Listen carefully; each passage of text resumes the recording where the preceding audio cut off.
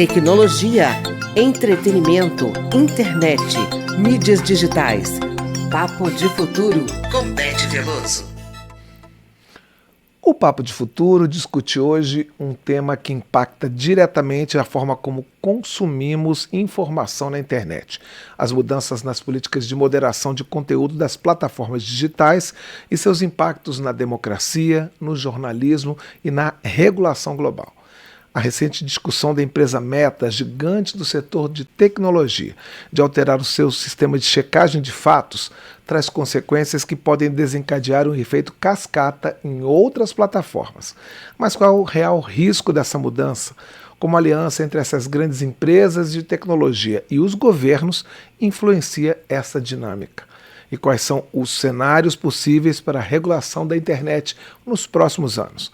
Quem tem os detalhes é a jornalista e consultora legislativa da Câmara, Beth Veloso. Olá, Beth, seja bem-vinda mais uma vez. Olá, Cláudio. Olá também, espectadores, ouvintes. Bem, são muitas perguntas, muitas questões muito relevantes. Eu decidi trazer esse tema nesse programa porque eu acho que o assunto não foi suficientemente debatido, apesar da grande repercussão internacional, inclusive. E para responder essas perguntas, Cláudio, eu acho que a gente precisa analisar diferentes perspectivas que estão sendo discutidas aqui no Brasil e como a gente pode ser afetado por todo esse cenário. O problema é que se essa mudança de moderação de conteúdo tivesse restrita à empresa Meta, do CEO Mark Zuckerberg, que fez esse anúncio que repercutiu bastante, o impacto seria menor. A questão, como você colocou, de um efeito cascata, é que nós estamos com o receio de que haja mesmo um efeito dominó e que essa decisão dessa grande empresa influencie também empresas menores, como, por exemplo, o Discord, empresas que não têm uma repercussão ou uma clientela tão grande quanto a Meta. A saída da Meta desse modelo tradicional de checagem de fatos, que contava com empresas jornalísticas que também ficam impactadas negativamente, acaba gerando uma ansiedade. Por quê? Incerteza. Porque ela está adotando um modelo que era agora semelhante ao do Twitter, do X, que a gente chama, né? E isso abala a confiabilidade das informações. As plataformas hoje, Cláudio, exercem um papel crucial no combate à desinformação, que circula dentro das próprias plataformas. E essa decisão de flexibilizar esse processo para que pode fazer com que as notícias falsas acabem sendo legitimadas de alguma forma e, com isso, alcancem milhões de pessoas, um público sem qualquer verificação. Isso impacta, portanto, não apenas questões políticas, mas direitos sociais, reputações individuais e também questões de crime e segurança pública. Para tratar de todo esse assunto, eu convidei o diretor da área de Direito da Faculdade de Direito da Universidade de Brasília, grande especialista no tema Direito Digital e Sociedade, o professor Alexandre Veronese, e ele avalia os riscos da mudança nessa política de moderação que acaba de ser anunciada pela Meta e que ainda não foi implementada, por sinal. Ela vai ser implementada começando pelos Estados Unidos. Vamos ouvir o professor Alexandre Veronese. Qual o risco disso? Uma coisa é uma checagem por um especialista que vai lá, né, e diz e verifica se aquela matéria ela é veraz ou não, enfim. Às vezes isso é complicado, né? Isso tem algumas, né, tem coisas que não são realmente consensuais e o Facebook historicamente tinha um oversight board internacional exatamente para tentar chegar em consensos nesses casos difíceis, né? Então, esse é um processo que o Facebook e a Meta tinham feito durante muitos anos e que vinha funcionando. É claro que não era perfeito, mas vinha funcionando. As notas da comunidade funcionam de uma forma bastante simples, para que o usuário entenda. Eu posto uma matéria, vamos dizer, que não seja veraz na internet. Quem vai decidir se a matéria é veraz ou não são os usuários. Os usuários vão indicar se aquela notícia é falsa ou não. Qual o problema disso no atual cenário tecnológico? que a internet já é dominada por robôs, enfim, e a gente tem efeitos manada e vários outros problemas, né, ligados à própria psicologia, né, da desinformação, né? É o fato de que uma notícia falsa pode ser considerada verdadeira por milhões de pessoas, né, ao contrário do que seria a realidade. E aí, na verdade, a gente ter informações falsas sendo disseminadas na internet, pior, com um selo de aprovação de veracidade das notas da comunidade, entendeu? Beth, o que fica claro, né, nesse discurso que foi feito pelo CEO da Meta foi um posicionamento político alinhado com o governo norte-americano. E para muita gente, gente que se debruça sobre esse tema, essa aliança é no mínimo suspeita, porque a Meta e o governo Trump têm um histórico de conflitos anteriores no primeiro mandato do presidente Trump. Como é que a gente consegue explicar o comportamento dessas empresas que são chamadas de Big Techs e seus interesses estratégicos? Pois é, Cláudio, na verdade não tem muita explicação. Na verdade, a Meta ajudou, foi fundamental para eleger o presidente Trump, e depois houve uma divergência ali na época da invasão do Capitólio e inclusive a conta de Trump chegou a ser banida.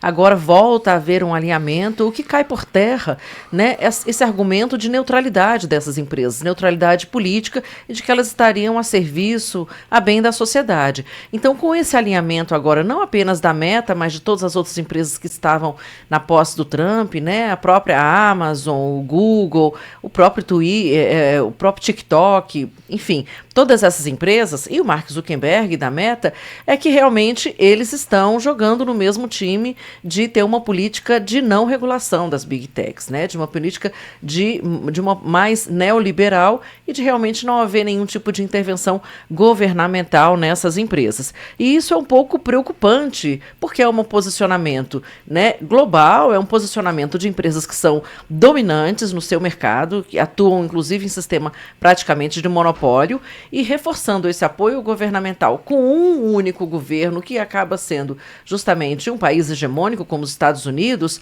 torna o cenário da regulação ainda mais complexo, torna difícil para países como o Brasil, por exemplo, individualmente regularem essas empresas. Você acaba tendo menos força para poder conter, né, impulsos negativos que essas empresas possam ter em mercados como o brasileiro, como a gente viu no caso do Telegram. E, além disso, existe um fenômeno que havia uma cisão entre essas empresas, e agora com essa aglomeração, né, com esse alinhamento que existe agora, essa união que faz delas um grupo quase um monobloco, isso também acaba fazendo com que elas tenham muito mais força política, né? Um poder, um empoderamento dessas empresas. E um exemplo disso, recente, é que a Advocacia Geral da União convocou uma audiência pública para debater essa mudança de política de moderação, e simplesmente o que aconteceu? Nenhuma das empresas compareceu. Isso acaba sendo uma afronta, digamos assim, além de uma privação ao próprio debate público dessas matérias, né? E gera também, obviamente, né, uma mensagem muito clara de falta de compromisso das plataformas com os reguladores locais, né? Mostrando elas que, acreditando que a regulação, a autorregulação é suficiente, e passando uma mensagem para a sociedade de que não, de que ela não é suficiente, porque não há uma disposição para o diálogo e para a interação. Então, com isso, o que o professor Veronese coloca é que as empresas transferem para o próprio Estado um custo muito grande de fiscalização do que acontece dentro dessas plataformas, que se tornam muito vulneráveis, e uma responsabilidade muito grande de passar a regular essas plataformas, gerando aí realmente essa disputa, essa queda de braço muito intensa, né? E para ver quem vai manter o controle dessas políticas. O que está em jogo, portanto, não é apenas uma questão de moderação de conteúdo, mas é mesmo um alinhamento estratégico e ideológico, e uma disputa entre plataformas digitais, né, que são dominantes, como eu coloquei, e governos globais. Então, o professor Veronese coloca isso com muita clareza, essa preocupação de que vai acontecer no curto, no médio e longo prazo. Vamos ouvi-lo. No curto prazo, o que ela acaba colocando para a gente? Riscos, né? Que assim, a gente mal bem estava tentando, né, a gente, eu digo, os vários países do mundo, né? Estavam tentando sistemas para fazer com que as plataformas fossem mais responsáveis, né? É, e ela, na verdade, empurra para esses países um certo custo de fiscalização também. Ou seja, o conceito de autorregulação, que era um conceito que elas defendiam muito, né?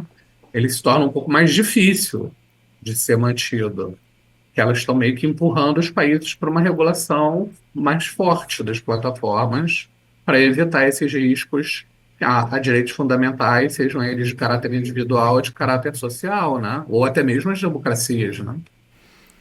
Beth, diante desse cenário, quais são as saídas possíveis? Existem saídas possíveis? Cláudio, precisa haver saídas, né? As plataformas estão aí, milhões de pessoas são impactadas, né? Esse processo é todo muito dinâmico. Está vindo agora com muita força o movimento da inteligência artificial, que pode mudar completamente esse panorama. E tudo isso tem que ter alguma regra de alguma forma. Como todos os setores são regulados, né? O setor de transporte, o setor de saúde, o setor de educação, a questão do clima, tudo isso tem uma participação, uma interferência do governo, porque o governo representa justamente a sociedade, os cidadãos, né? Então, é claro que a gente precisa agora, a partir de agora, usar a mesma estratégia das plataformas contra as plataformas ou a favor da sociedade. Qual seria? Né? Uma estratégia de união para que haja uma ação regulatória internacional. Né? Então, diante desse cenário, a saída, por exemplo, seria unir os países, pelo menos os países não tão poderosos assim, né, para uma ação conjunta, e aí eu citaria aqui Brasil, União Europeia, os países latino-americanos, que já têm infraestruturas institucionais, inclusive, voltadas para uma regulação. A gente tem o Marco Civil da Internet, no último programa a gente comentou sobre a discussão do artigo 19, a gente tem a Agência Nacional de Proteção de Dados, a ANPD, que é baseada na LGPD, Lei Geral de Proteção de Dados. Então, assim, há caminhos, mas é muito difícil que você possa ali, como um Davi e Golias, enfrentar sozinho, né, uma gigante tecnológica dessa. E aí, nesse sentido, o professor Alexandre Veronese, de uma maneira mais sistematizada, coloca justamente 3 cenários para facilitar, realmente visualizar com mais clareza e dar um pouquinho de esperança para a gente, se é que há alguma esperança, de um futuro próximo, assim, de uma solução mais amigável para esses impasses que existem hoje no mundo digital. Esses cenários, eles estariam divididos, eu acredito, em um positivo, né, esperançoso, e 2 cenários um pouco negativos. Vamos começar pelo negativo. O primeiro cenário é um cenário que as democracias elas são contrárias, né? Que é a fragmentação da internet, ou seja, é um mundo sem cooperação, cada país que faça a sua proteção e haja da forma que lhe convier. Os países de viés mais autoritário já fazem isso dessa forma. Criam bloqueios e filtros e, né, medidas regulatórias que restringem os fluxos de informação, passando até por mecanismos de censura. Esse eu acho que não é um bom caminho, a fragmentação da internet em várias intranets nacionais, né? Porque eu acho legal que a gente possa, sei lá, conversar com um colega que está em Hong Kong ou no Japão, e, enfim, né, ter liberdade nos fluxos de informação. Esse é o primeiro cenário. Na verdade, a gente já tem exemplos de como a gente poderia fazer uma abordagem mais regulatória da internet, de maneira que protegesse todos, inclusive as empresas, no seu ímpeto de fazer inovação, de buscar o lucro, a rentabilidade. Um exemplo é o modelo europeu. Ele acaba gerando um custo regulatório um pouco alto, principalmente para as empresas, e é exatamente a questão do custo que elas querem evitar, não é só uma questão de princípios que está em jogo, mas esse modelo europeu tem se consolidado como uma referência. Existe uma dosimetria aí que pode ser feita, qual é o grau, digamos assim, de enforcement que eu vou fazer nessas empresas, mas ele pode trazer também, a gente pode se inspirar em países como Colômbia, Uruguai, Panamá, a própria Argentina, todo mundo está tentando avançar um pouco, né, no sentido de equilibrar essas forças na internet e também criar essas políticas mais sólidas, né? E ocorre também, como a gente pode ver, e eu mencionei, Cláudio, se a gente pegar mudanças climáticas, né, a questão do direito marítimo, ou seja, o uso dos mares, E já existe uma regulação, e ela é internacional, né? E ela é precisa, e ela ocorre de uma maneira coordenada, e todos os países estão de acordo com relação a isso. Portanto, a gente tem formas de realmente trabalhar e avançar e evoluir nesse sentido, inspirado em outros setores e modelos. E o segundo cenário, que seria bastante ruim, eu acho que o pior de todos, seria realmente as Big Techs dominarem completamente a internet, né? E continuarem definindo quais são completamente as regras do jogo, né? Nessa versão, a gente tem, por exemplo, uma mínima intervenção, a gente tem uma liberdade de expressão que pode se confundir com violação de direitos, né? Com liberdade de você cometer crimes na internet, com uma terra de ninguém, todas essas expressões que a gente conhece aí num debate que é muito pujante no Brasil, né? E, sobretudo, os interesses das empresas, que estariam em primeiro lugar, né? Especialmente alinhado com essa visão mais neoliberal, norte-americana, em que discurso de ódio e desinformação seriam tratados de forma mais branda, digamos assim, né? E aí jogando digamos assim, um peso muito grande para o cidadão poder lidar com essas questões muito negativas. E fechando, né, o programa de hoje, o terceiro cenário já seria o desejável, assim, o cenário que a gente realmente deseja caminhar para ele. Estamos trabalhando aqui diariamente para isso. Cooperação global e uma regulação responsável. Seria o cenário, obviamente, otimista, como explica o professor Alexandre Veronese. Vamos ouvi-lo. E o terceiro cenário, né, é um cenário aí, assim, otimista da minha parte, né, de que a gente vai conseguir um ambiente de cooperação amplo e conseguir construir uma internet que respeite os direitos nacionais, não seja fragmentada, que seja global, mas que haja cooperação, tanto entre as grandes empresas com os estados nacionais e vice-versa, para que a gente tenha a maior qualidade no fluxo de informação, a menor quantidade de riscos, né, sistêmicos a direitos fundamentais individuais e sociais, né, e, né, e voltar para aquele sonho da internet aberta lá da década de 90, que é o que a gente queria. Só que esse sonho não vai ser feito ou não vai se tornar realidade sem um esforço muito grande de todos os envolvidos, né? Ou seja, empresas, governos, sociedade civil, academia, vai ter que ter uma colaboração muito grande para tornar esse cenário responsável. Beth, diante de tudo isso, o que a gente percebe é que o debate sobre moderação de conteúdo e regulação de plataformas digitais é urgente e essencial para o futuro da internet, né? Na opinião de muita gente que estuda essa área, o objetivo não é restringir o mercado ou limitar a inovação, mas sim garantir que a internet permaneça aberta, mas com responsabilidade, né?